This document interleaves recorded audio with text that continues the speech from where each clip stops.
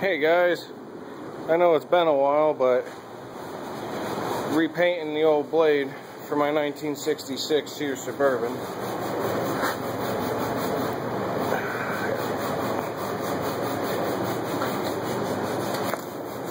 Got a new camera too, 1080 high def.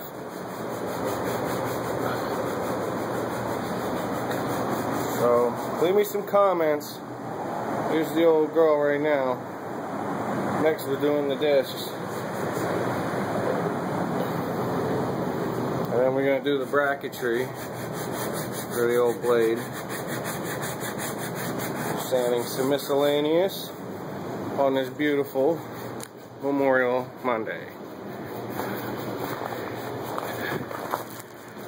So my new garage. Alright, catch you next time.